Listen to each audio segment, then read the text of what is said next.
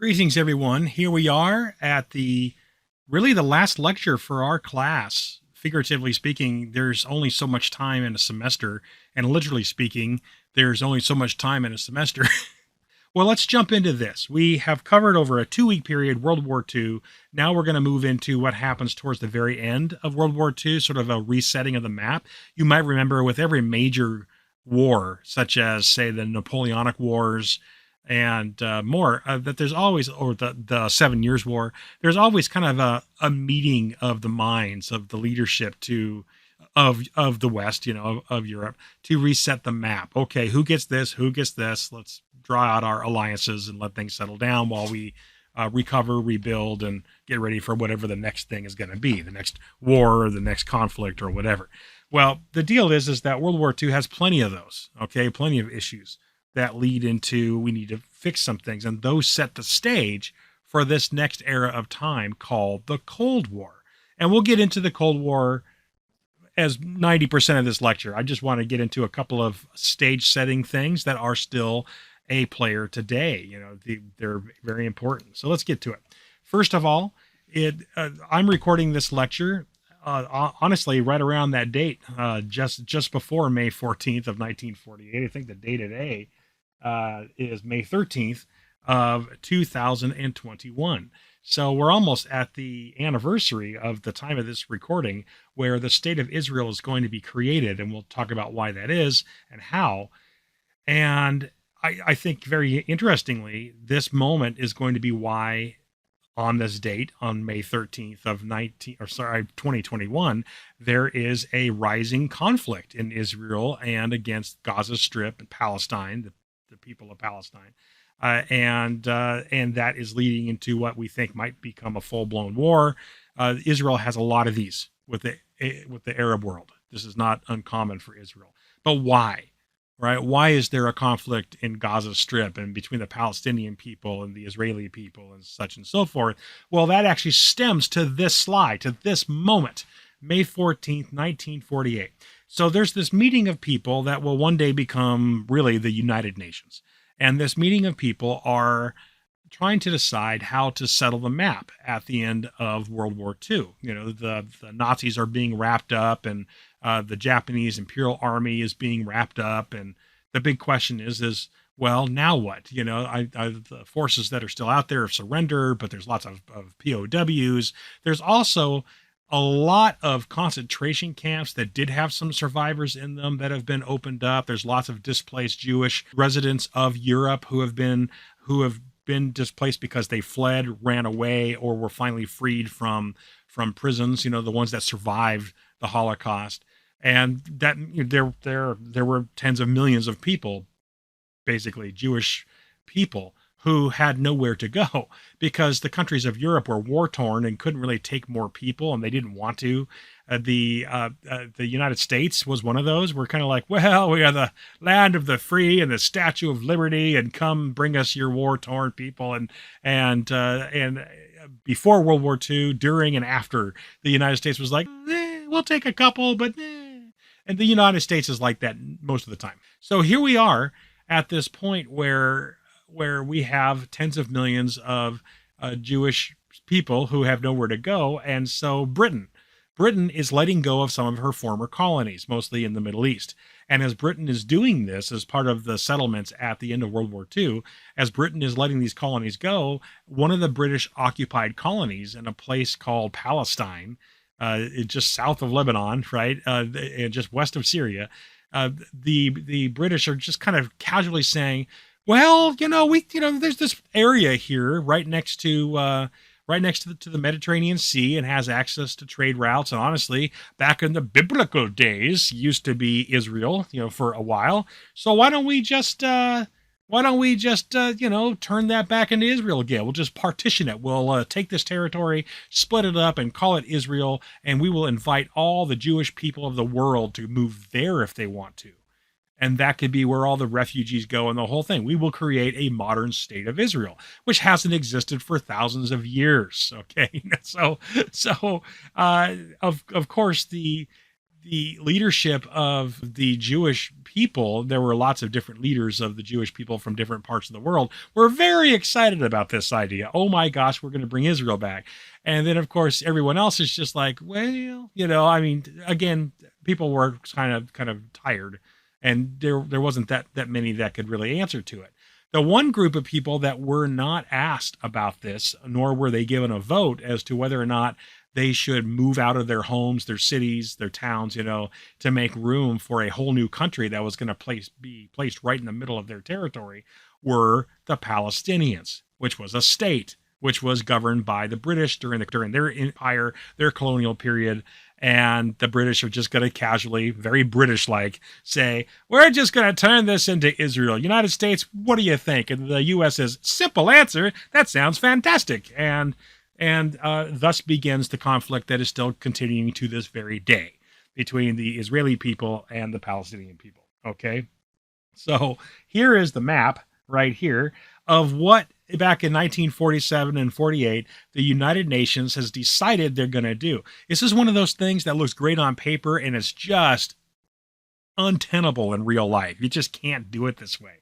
But what they were going to do, or what they did, I'm sorry, is they split up Israel into this kind of geographic checkerboard, this area known as Palestine, I'm sorry. And the reason why they did it was because, well, this is going to be fair, right? Here we go. The purple regions, these are where the Palestinian people are all going to have to move to. We're all just going to move them right here. So you see your kind of Gaza Strip area. We're going to move the Palestinians also right here, and we'll let the Palestinians also live right up here. And that gives the Palestinians access to trade routes with Lebanon and Jordan and Egypt, right? It's all equal. And then the Jewish people that are going to move into the new state of Israel, the state of Israel will look like this piece of tan territory here, this piece of tan territory here, and this piece of tan territory here. And they have equal access, just like the Palestinians do, to all this territory. Yay! Now, the problem with this is it doesn't work that way. People don't think this way. They don't like to live in checkerboards, and they certainly don't want to leave all their homes. Let's pretend you live in, I don't know, let me pick a town. Let's pretend you live in Southern California. Let's go bigger than a town, because this is a huge territory that we're looking at on this map. And pretend that you live in Southern California, somewhere south of, I don't know, like Santa Barbara down to San Diego. And there had been some kind of conflict somewhere globally, and there has to be some new changes. And the Canadians, for whatever reason, I just picked the Canadians for no reason, then they're there. And so the Canadians are the ones that are brokering a peace of some kind. And what ends up happening is everybody in Southern California that already live here, okay, are going to be told that they have to move to eastern San Diego County, to the Mojave Desert, and up into the mountains, like the San Gorgonio Mountain region and everywhere around there, right? And that everyone that lives currently in places like LA and Santa Barbara and Orange County and the main part of coastal San Diego, yeah, you all have to move. You all have to leave your homes. You have to leave everything, and you have to go to these other areas and start over with a little bit of assistance, but not much. And then a whole bunch of refugees from somewhere else, some other country, are going to be not forced, they're going to be invited, to move into your homes, into your territory, and they're going to live there, and now that's their region. They get to have it. And that's what happened, okay?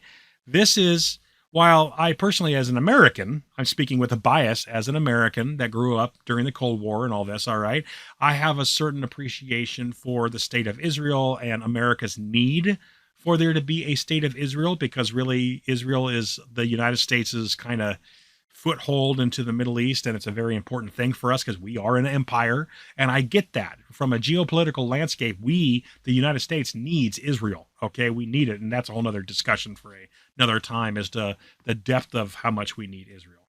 And on the other hand, I totally get why the Arab world, including the Palestinians, are ticked off to this current day by what happened in 1947 and 48. It was unfair to them. Okay, I'm just going to say that. It was unfair. 1947 and 48 is when the people of Palestine lost their country and they lost their identity. And so they are angry and they are always basically fighting a war against Israel, which means they're fighting a war against everybody else that supports Israel, including the United States, for their land back, their heritage back. Okay, that's just what the story is. So that's what happened. Okay, and that's why there's a conflict there today. That's part of the remainder of World War II. I want to show you what happened. Here's Palestine in 1946. Over there on the left, you see the green. That's the country of Palestine. You then see the partition happening where the white areas are where the Jewish citizens of the world were invited to go to and became Israel. Then over time, from 1947 all the way up until 2005, the territory that Israel has claimed from the Palestinian people, with barely a protest from the United Nations, has increased and increased and increased and increased. So what that means is that if you were a Palestinian, you had to leave your country and you're either going to be shoved. It's kind of like reservations for American Indians. All right. You're going to be shoved into these little areas.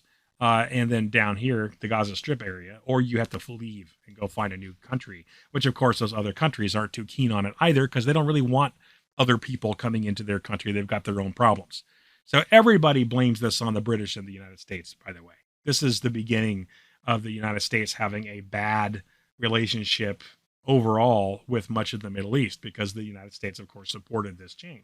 So again, as an American citizen, I totally get why Israel is important to us, and I get that we needed something to do to help with the refugee situation of Jewish people, and that the Jewish people suffered just horribly as a result of the Holocaust, all of which is a big, real, absolute thing. But man, this was a weird answer to it, and that's what happened. All right, that's the situation. Okay, what happens elsewhere in the world? Well, the Allies were sending money to China to help China basically retain their fighting forces against the Imperial Japanese military, and China was not doing very well. What happened is that the United States continued, and the rest of the Allies, continued to send money to the Chinese Democratic government. But the problem is that the Chinese Democratic government was simply pocketing the money, and they were spiriting it away to places like Switzerland, like corrupt leaders are wont to do. And the people of China were not getting any of that aid. And therefore, the democracy of China collapsed because the people were starving and dying, and they're going to revolt. And whenever you have a people that are starving and dying, then they will latch on to anything that will be a better answer than starving and dying. And there was this person named Mao Zedong, who was leading a revolution against the very corrupt, admittedly corrupt government of China at that time. And so he's the one, all right? He's the one that has an idea, and the People's Party and this whole thing.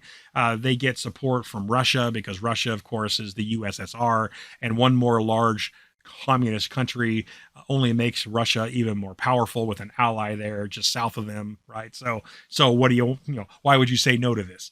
So anyway, China is going to have an overthrow, okay, a very violent, actually, overthrow. It's kind of terrifying. But Mao takes over and creates the Communist government of China. Now, many tens of millions, actually hundreds of millions, ultimately, depending on how you look at that stat, are going to die during Mao Zedong's administration, because he's going to try a bunch of new ideas, this thing called the Great Leap Forward, that are not really going to be all that tenable either, and it's going to result in lots of people starving to death. Okay, and there's lots of chilling stories about all this. Not going to get into it here, but just so you know, it did not go well for many, many Chinese citizens. And, it's a communist government that is iron-handed and itself corrupt, just like large, powerful, single-led governments are. But regardless of that, it happened because the people supported it. Why did the people support it? Well, their democratic government had failed, had collapsed, had failed, and they had to do something, so that's what they did. And that government, although it's changed its nature since, is still there, right? So this is going to happen as a result of World War II and the end of World War II, okay? We're going to look a little bit at the Cold War now. Let's introduce this, and that gets us into some more topics. So here is the size Okay, actually, let me take that away for a second. Here is the size of the Soviet Union. Okay, at a time where China is now about to become a communist nation too. If you're in Western Europe and you are some form of democracy, and you are the West as well as, like, like Canada and America and other nations, you're going to be afraid of large communist governments taking over. Okay, that bothers you. All right. Well, over here, the Russians had agreed before, this is Stalin, the leader of Russia, had agreed that there would be a general kind of rebuilding of the parts of Europe that the Nazis had taken over, that the Russians were in charge of defeating the Nazis within. So Britain and America are going to be in charge of helping to rebuild Western Europe. And then over there in the Eastern Bloc, Russia, whose army has conquered the Nazis over here, they're in charge of helping to rebuild this territory. And then the Russian army was supposed to pull out, go back to Russia. And these territories would now, be allies of Russia and whatnot, but they would be independent nations. Well, what Russia did instead, which is, is the old school thing, all right? What Russia did instead was they said, they changed their mind later. We lost a lot of dudes, a lot of people, kicking the Nazis out of Bulgaria all the way up to Eastern Germany. And honestly, we got to Berlin first. We were the first ones to actually get to the capital of the Nazi Empire. And honestly, we've decided that since we have invaded all these territories and defeated the Nazis, and we're running all these countries as military states, we're just going to keep it all. And, that's the way you build an empire. That's kind of old school. It's not what the agreement was for World War II with all the Allied powers, but that's what the Russians are going to decide to do. And honestly, who's surprised by that? A lot of nations probably wanted to do that sort of thing. That's very World War I and earlier mentality. All right. It's not that old to consider that if you invade something, you keep it. So Eastern Germany is where, when we come to Germany, it's the area of Germany is occupied by a number of different nations, of allied nations, to help rebuild, help bring food and water in and medical aid to the people of Germany. Germany is just completely collapsed. Okay. It is a mess. It is a bombed out shell of a nation, and we're just looking at millions more German citizens dying of starvation, of plague breaking out there that would probably spread throughout Europe. Things that happen when dead bodies are left to rot, right? And so Germany needs to be brought back. It needs to be recovered, and that's what this is about. All right, is that after World War II, you have East Germany occupied by the Soviets per agreement, and you've got the British occupying northwestern Germany. You've got the Americans occupying this yellow part here of southeastern Germany, and you've got the French that are handling this part of Germany right here on the left, which is something the French wanted to do, even though they were a defeated state during the war. They've always been fighting the Germans for that territory right there anyway, so they're occupying it. Well, the deal is that the Russians are going to keep this, all right? They're going to keep Eastern Germany as well as the rest of these Eastern Bloc nations, and that means that Russia has gone from being huge, a massive communist nation, to an even more massive communist nation, okay? And that's the beginning of the Cold War, is when the Russians say, we're going to keep it all right? That's the beginning. So here's all the notes for you, okay? Let me go down it real quick. Conflict between the USA and the USSR, and I say the USA because the United States was the leader of the United Nations. It was our military and our tax dollars that were really handling pretty much everything in Western Europe when it comes to recovery at this point. So just to keep that in mind. So the USA and the USSR between 1945 and 1947, this is the beginning of this conflict that leads into this unsettled Cold War. Eastern Bloc emerges: Poland, Czechoslovakia, Bulgaria, Romania, East Germany, and Hungary. Okay, the Eastern Bloc, spelled that way, looks that way, is specifically Russian-occupied territory. That's what that means. They're countries that have been forced to become communist nations because the Russians have taken over there. All right? The Iron Curtain is a phrase that talks about how these nations were then cut off from the West. The Soviet Union had long been distrustful of the West, and the West distrustful of the Soviet Union. They're very different political ideologies, and they were fighting, the West and the East here when it comes to Russia being the East, fighting over how they were going to handle resources and empires and all this stuff that's actually very common to human history. Well, the deal is that the Russians, once they moved in and officially took over all of these nations of what is now called the Eastern Bloc, they then built walls and fences and military bunkers all along the borders. And so there were lots of soldiers and tanks and other kinds of military hardware that basically created what is then nicknamed the Iron Curtain. And whatever happened in the Soviet Union was basically kept quiet, and anybody that had family in the Eastern Bloc and were expecting to see them again often never did. And it was just this quiet totalitarian government that now had taken over, and that government is cutting these states off from the West almost entirely. And that's going to be included in Germany. The Eastern German territory here is now cut off. It's going to be cut off when the Russians do this from the rest of Germany. And there's going to be people that are going to watch a wall go up that separates the two sides of Berlin, the capital city of Berlin. There's going to be this wall, the Berlin Wall, and people will have been going to school or going to work, and they're supposed to be heading home, and they're going to find that they can't make it home because suddenly everything was just blocked off as the Russians made their very quick blitzkrieg decision to basically build this iron/cement curtain. Okay. Now, part of the anger that the Soviets had against the United States was that the Soviets were getting used to getting money from the Allies to help them fight against the war or fight against the Germans, and that money's going to start to dry up when the war ends. Okay. Well, the Marshall Plan of 1947 is this program of loans that were created to help keep democracies from falling into chaos and being taken over by warlords, basically what's going to happen with China a little later, and basically to kind of help governments maintain democracies that were obviously going to be pro-American was the idea. So the United States were taxing our people. You know, anyone that makes over a couple $1 million is taxed at a level of about 90%. And this helped pay for the war. Those taxes continue to go forward so that what happens is that those tax dollars are used to also send a lot of money to foreign governments that are still democracies to keep them democracies. Because if you're a small nation that is war-torn and you're falling apart and you cannot afford to keep with your old regime, you're going to have to do whatever you can to survive. And guess what? The Soviet Union is out there going, we'll help anybody that wants it. Join us. Ha ha ha. So this is also part of the Cold War, which is a popularity contest bolstered by money. Okay, which is, hey, the Americans are sending tons of money out via the Marshall Plan to help keep democracies going. Yay! And the Americans are saying, please don't become communists. Stay with us, damn it. And so it's 1947, and the United States starts sending buckets of money to lots of countries, except for communist ones. Okay, because the United States is buying alliances with this money. All right, it's a very Roman thing to do. And the Soviets are like, but we were getting money from you guys. Where's that money?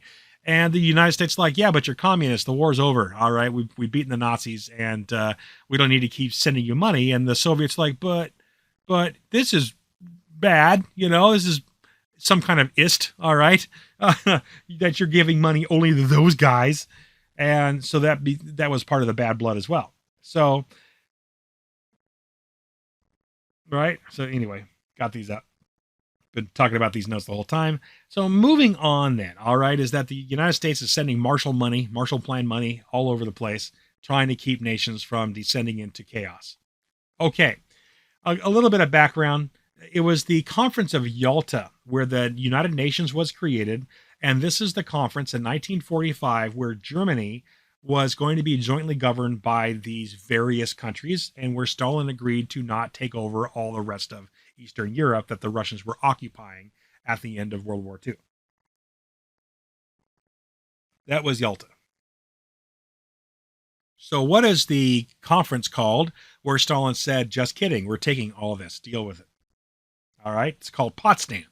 Potsdam is that conference where Stalin says, hey guys, guess what? We're keeping everything. It's called occupation by conquest. Woohoo! All right, except that he said it in Russian. Okay, so what that does is that it leads to this thing called the containment policy. Again, as part of the Cold War, The Soviets don't like the Marshall Plan, as I was talking about earlier, because that money only goes to democratic countries to keep them democracies.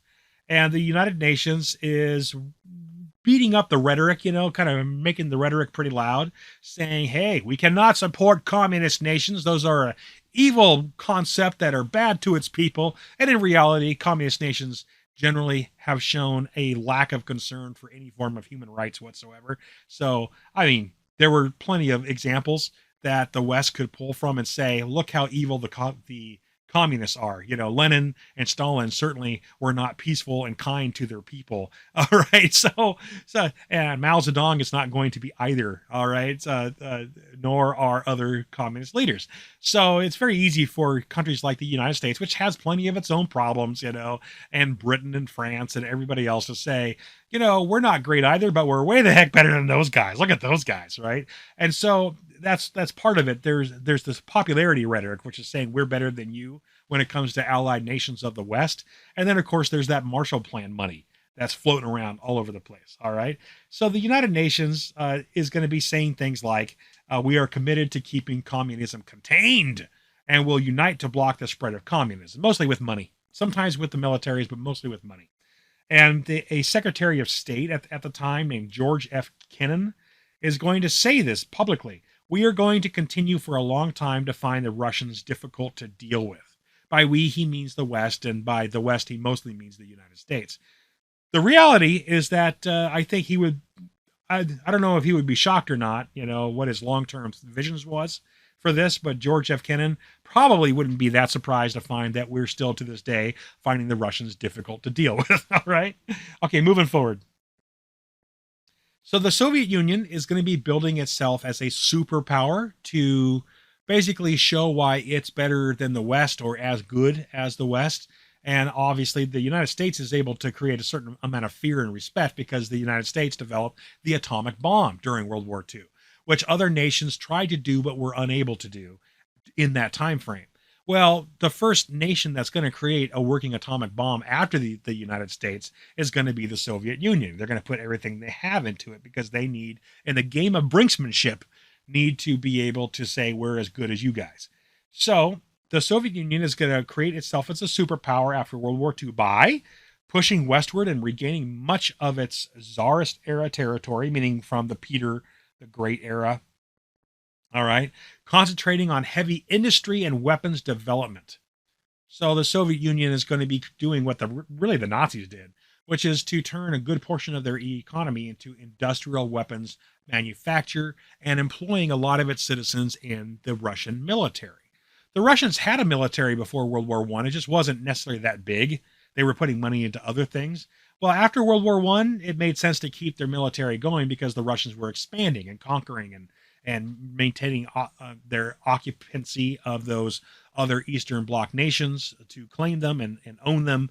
And also the Russians are now finding themselves kind of in this thing called a Cold War against Western nations that are right at the borders of those Eastern Bloc countries. So they have to develop their weapons to be as good as everybody else's. So, of course, the development of hydrogen and eventually atomic and finally nuclear weaponry is going to be part of the Soviet Union, proving that it's a superpower. Aiding other communist nations like, say, China, as China becomes a communist nation, establishing a protectorate over communist North Korea. We're going to talk about why North Korea is communist and South Korea is not in just a second. Aiding the Communist Party in China, I mentioned, right? Well, that leads us here. One of the areas that we already talked about that the Russians and then other nations of the West, like Britain, France, and America, are in charge of splitting up to help rebuild and contain things like disease and all that, was Germany, right? The other area, which was at the forefront of the war between Japan and America and parts of the West, was right here. Okay, Korea. Korea was one of the first nations to be invaded by the Imperial Japanese Army back in the 1930s, before World War II broke out. And then, of course, parts of China are going to be invaded by the Japanese Army as well. Well, when the war is over, you have an occupied North Korea where the Japanese are surrendering and they're being put into POW camps and sent back to Japan. And Korea is actually a pretty big territory. So the Russians are going to agree to spend their money on rebuilding the northern part of Korea.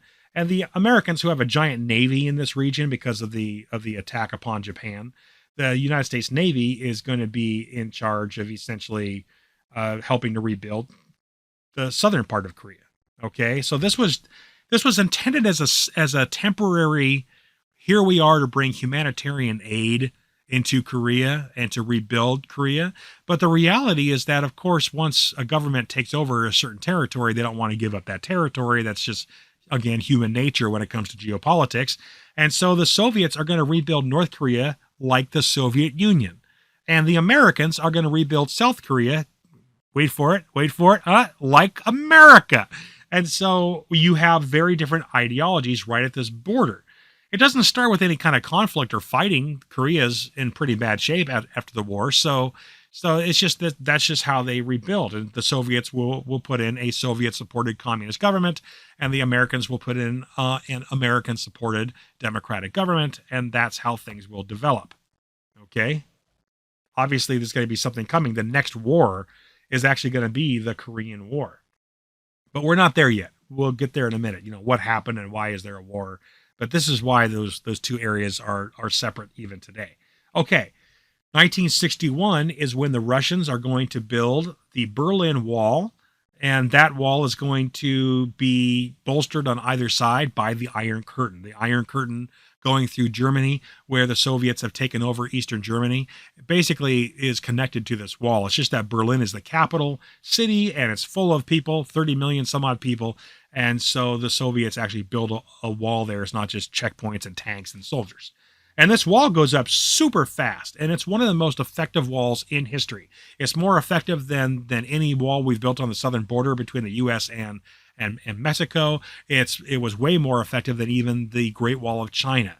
This wall was super effective. On the other hand, it's actually a much smaller wall than either, right? It doesn't occupy thousands of miles of territory. It occupies a little under 100 miles of territory, which is a different story. Okay, so this wall is going to go up, and when this wall goes up, it becomes the center point of everything that has to do with the West versus the East. And by that, I mean the democratic West versus the communist East, okay? This wall is where presidents will go to speak to the West, because they're going to point at that wall and say, hey, right there, that's a sign of how the communists are and why they're the evil empire. Why? Because they build up walls to keep their people in, right? They're not a free country. They're not a free nation. They don't want to talk about free dialogue. I'll play you the famous speech by John F. Kennedy in a moment here, and that'll be a good example as to how this is going to be politicized. And it's a pretty crazy story. If you want to go look at this on YouTube or something, in fact, I think I'm going to make an assignment out of it. The wall, when the wall goes up, people are stuck on either side of it, watching the wall go up and waving over the course of a couple of weeks, waving at each other goodbye, because as the wall goes up, families that are split apart from each other are climbing buildings and kind of smiling and waving at each other, and they won't see each other for 30 years. It's just, this is it. They're just stuck, and there's no way to get past the wall. It's a crazy story. JFK in Berlin, I'm going to play this speech where President John F. Kennedy is going to basically be the first American president to go to that part of Germany and talk about why democracies are better than communist nations. And that wall, of course, in Berlin is the example of how the Soviets seem duplicitous to the West and have built these walls and are not good people compared to the West that's led by America, right? So let's play this.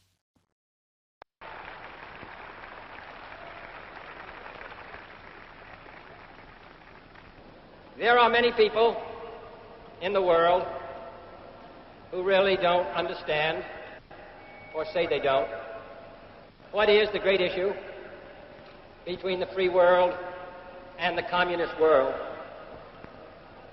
Let them come to Berlin.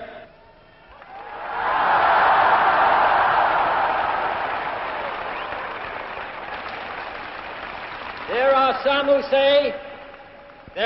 who say that communism is the wave of the future, let them come to Berlin. And there are some who say, in Europe and elsewhere, we can work with the communists. Let them come to Berlin.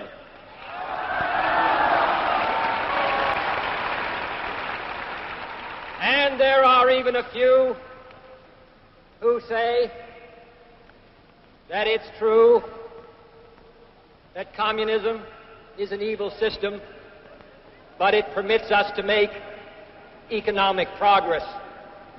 Lass sie nach Berlin kommen. Let them come to Berlin.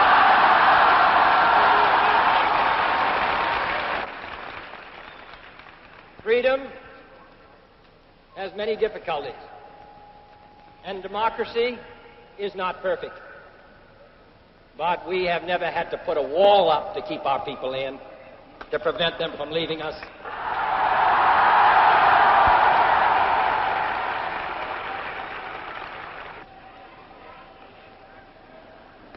I want to say, on behalf of my countrymen who live many miles away on the other side of the Atlantic, who are far distant from you, that they take the greatest pride, that they have been able to share with you, even from a distance, the story of the last 18 years. I know of no town, no city that has been besieged for 18 years that still lives with the vitality and the force and the hope and the determination of the city of West Berlin.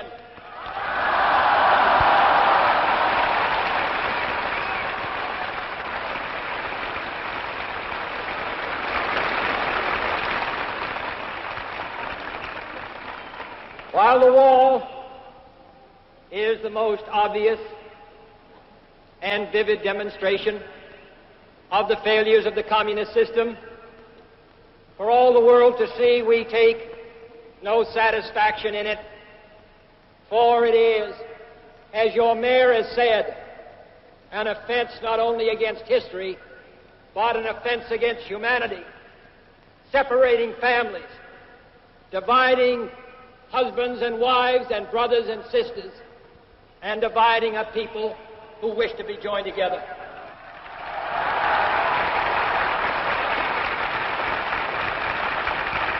What is true of this city is true of Germany. Real, lasting peace in Europe can never be assured as long as one German out of 4 is denied the elementary right of free men, and that is to make a free choice.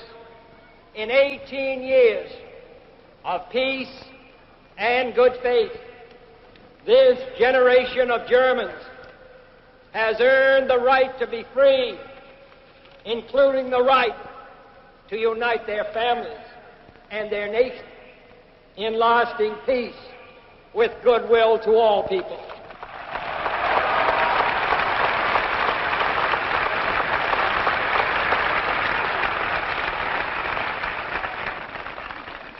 You live in a defended island of freedom, but your life is part of the main. So let me ask you as I close to lift your eyes beyond the dangers of today to the hopes of tomorrow, beyond the freedom merely of this city of Berlin or your country of Germany, to the advance of freedom everywhere, beyond the wall, to the day of peace with justice, beyond yourselves and ourselves, to all mankind. Freedom is indivisible, and when one man is enslaved, all are not free. When all are free, then we look forward to that day when this city will be joined as one, and this country, and this great continent of Europe, in a peaceful and hopeful globe. When that day finally comes, as it will, the people of West Berlin can take sober satisfaction in the fact that they were in the front lines for almost 2 decades.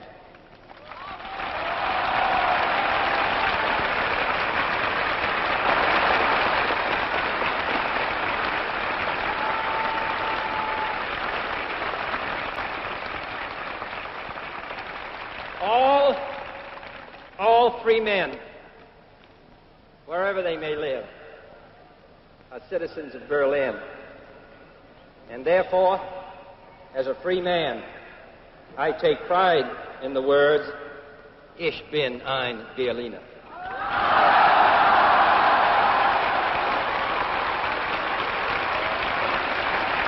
Part of the arms race then, of course, is we got to keep on making the bombs. The A-bombs will give way to the nuclear bombs pretty quickly, but these A-bombs get more and more powerful until we get to the nuclear bombs. And at first, bombs were always delivered by high-flying planes, and eventually these bombs will be able to be delivered by rockets. The same rockets that will carry astronauts into space for both the Soviet Union and the United States. The same rockets that will even carry Americans to the moon. If you were alive during the 1950s, you're going to find that there were these going up. And these are going to be a big thing all the way into the 1980s, is fallout shelters. And there used to be signs like this all over the place for fallout shelters, because in major cities, which would always be the targets of any kind of attack if there ever was, some kind of geothermal war, nuclear war, ballistic missiles and all that, it's always the cities that you're going to bomb, total war. And so there were shelters, underground shelters, even in places like Los Angeles, where you would go and run and hide if there were bombs coming, and there were actual practice air raids and all these things, right? Well, these shelters are going to be, but as the Soviets start to develop their bomb, all right, and make nuclear bomb or atomic bombs, in planes that could actually reach the United States is going to kind of up the ante a bit, and we're going to make more bombs, and we're going to test them. All right, we're going to start exploding bombs all over the place. John Foster Dulles in 1950 is going to, he's another Secretary of State. He is going to announce that that if the Soviet Union ever actually attacks first, actually brings bombs over to any Allied territory and drops atomic bombs, then the United States will respond by massive retaliation. We will take all the bombs we have, and we have way more than you, and we're going to drop them all over your country. We're going to destroy everything, right? And this is part of the ramping up of the arms race, which is part of the Cold War. It's basically a lot of peacock-like brinksmanship, where you have one side saying, we now have the bomb and we can reach your shore, so do what we want.